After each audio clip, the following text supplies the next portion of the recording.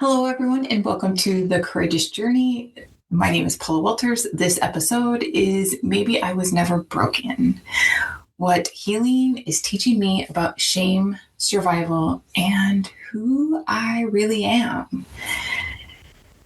I recently went to Texas to speak at the National Domestic Violence Hotline Conference. This should have been one of those moments where I felt like I've made it. I belong here. I was invited. I know my material. I've spent years doing this work. But I walked into that conference and started noticing everyone else, their degrees, their credentials, their titles, their organizations. And then I really started thinking, am I professional enough? Am I educated enough? Look at them. Look how beautiful they are. Look at me. And then I really started thinking to myself, do I really belong here? And eventually I had the realization, why am I standing in a room? Or why am I standing in a room I've already been invited to, trying to prove that I deserve to be there?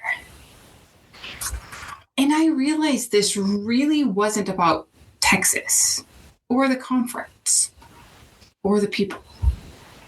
It was about something that I have subconsciously done almost my whole entire life.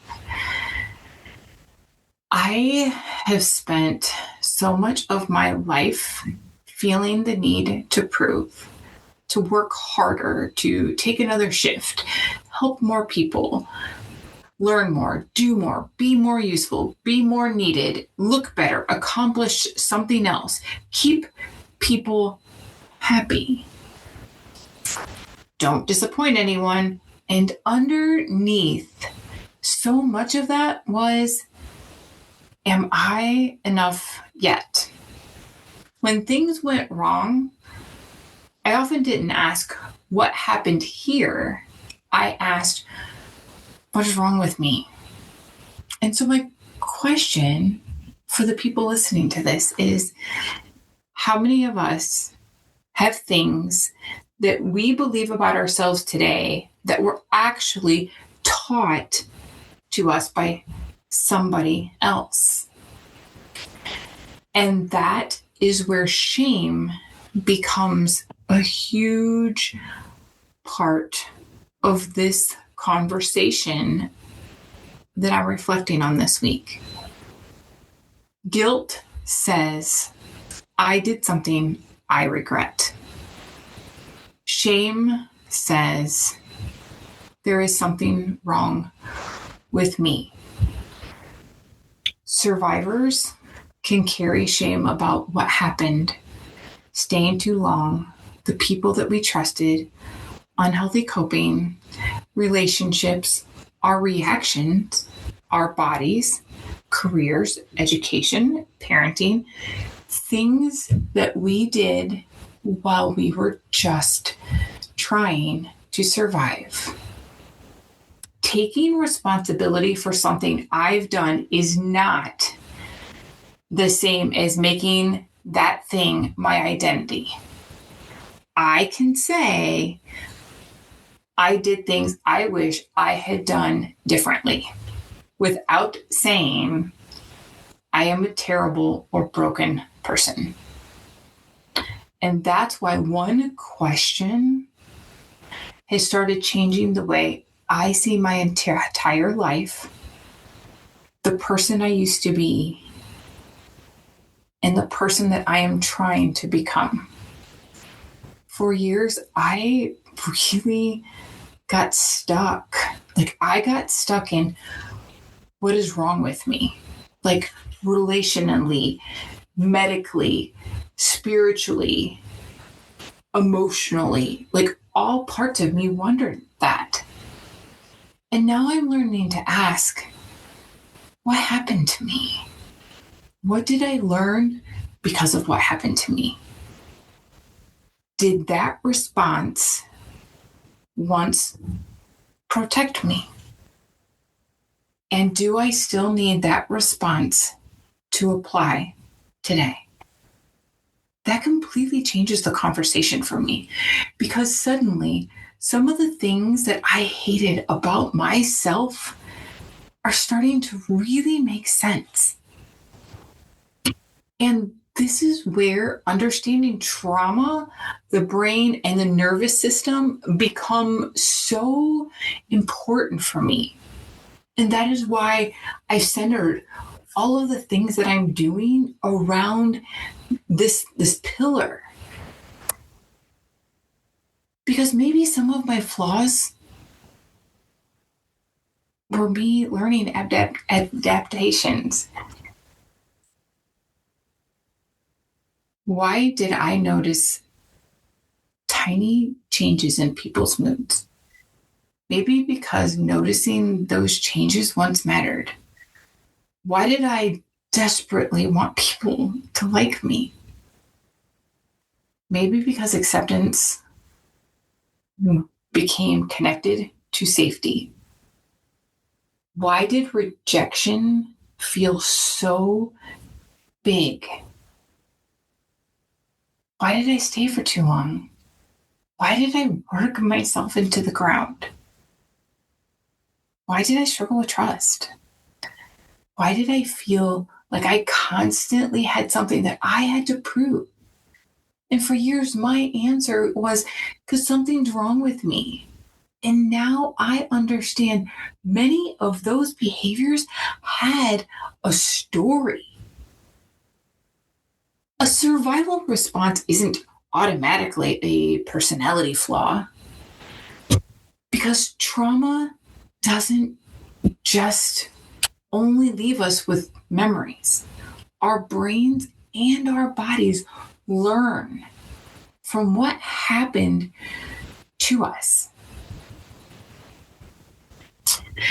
Trauma can affect like our threat detection, our ability to pay attention, our memory and our memory recall, our emotional regulation, our relationships, how quickly and appropriately we react to things, how easily we can come back to baseline or settle after we get stressed. And actually, it can impact how safe we feel in general. Sometimes our bodies begin responding before our thinking or rational brain fully even understands why. And sometimes it's even completely out of emotional brain response and completely out of the rational brain. A tone, a facial expression, silence, conflict, rejection, a smell, a sound, a particular situation. Sometimes your brain isn't responding only to the room you're standing in. It's responding to history.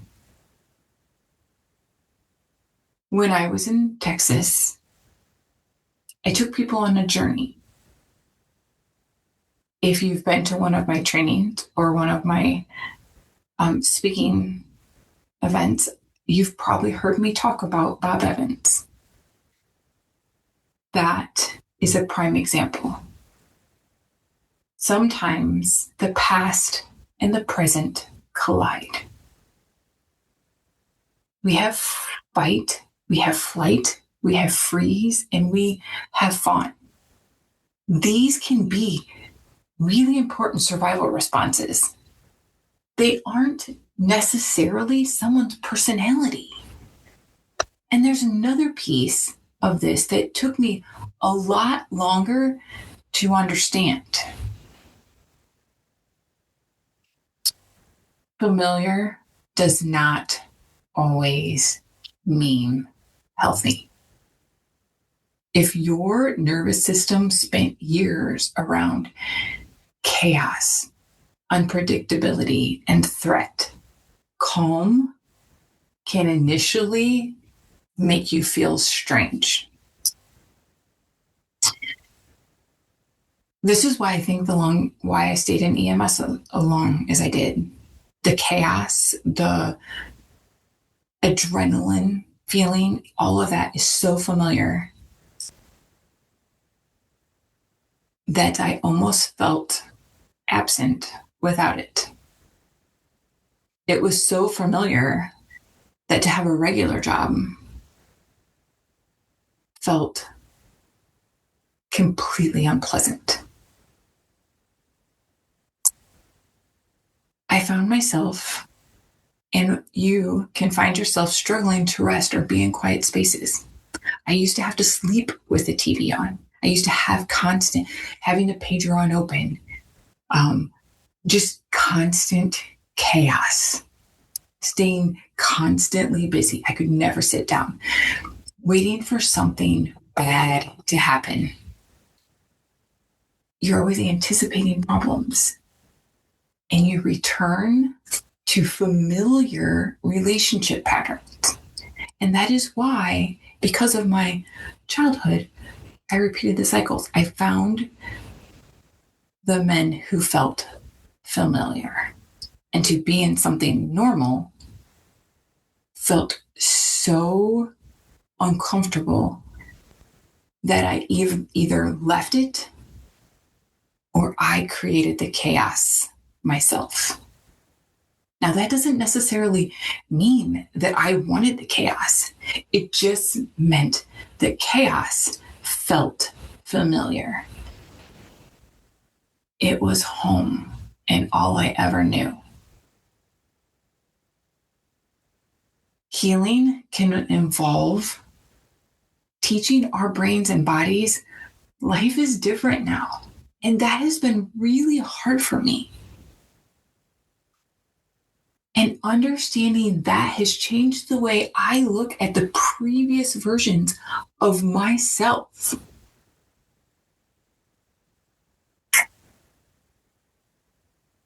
The one that I don't want to hate her anymore. I want to understand her. There are versions of myself that I haven't been proud of. The woman who stayed too long. The woman who trusted the wrong people. The woman who reacted badly. The woman who coped in unhealthy ways. The woman who desperately wanted acceptance. The woman who worked herself into the ground, trying to prove her worth. For a long time, healing meant getting as far away from her as possible. I'm not her anymore. But I've also realized I don't have to hate her either. She knew what she knew. She had the tools she had. Sometimes, maybe a lot of times, she got things wrong, but she survived. I'm here today because of her trying to protect us. Maybe healing isn't standing over previous versions of ourselves and judging them with information they didn't yet have. Maybe it's sitting beside them and saying, I understand why you did that now. But then saying, but we don't have to do that anymore. And that second sentence matters because understanding cannot eliminate accountability.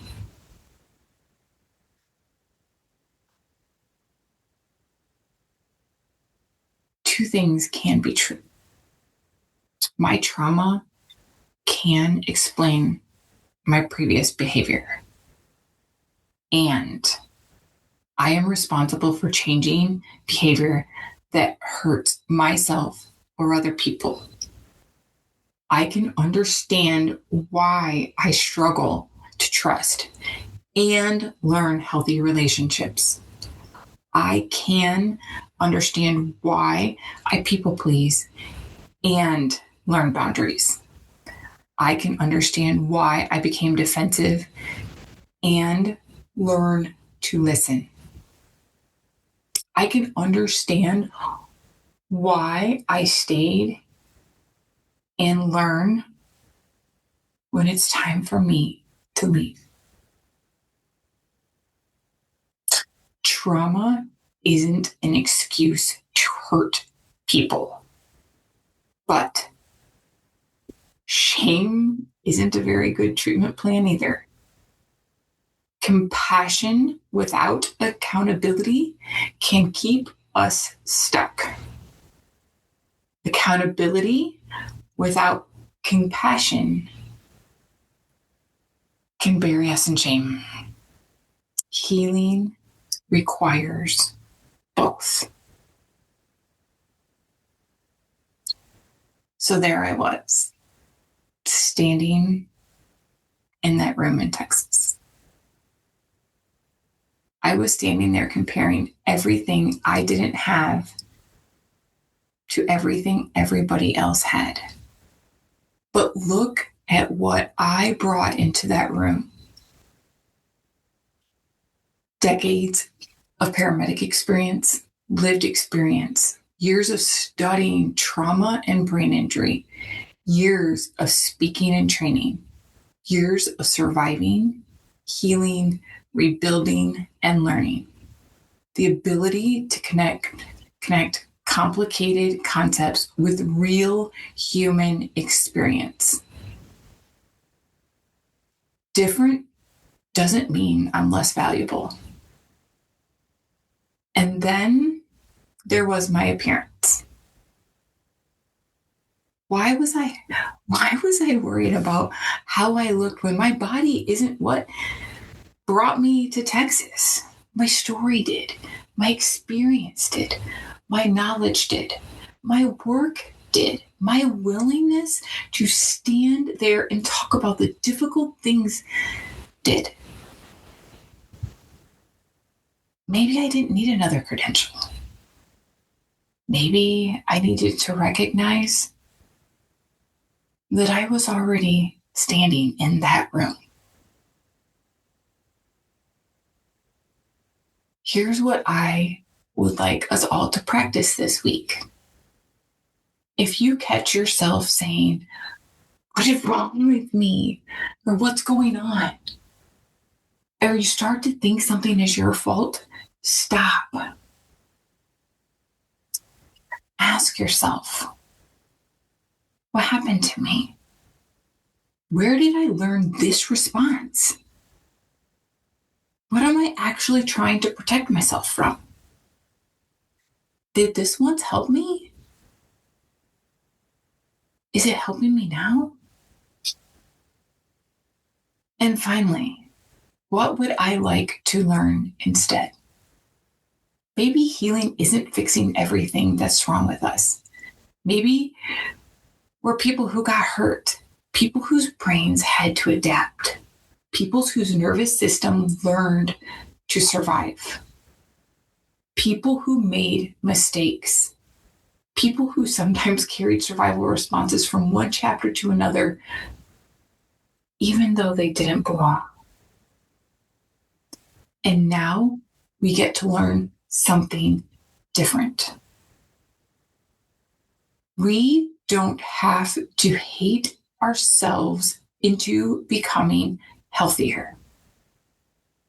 We can look backward with compassion and forward with responsibility. Maybe you're not broken.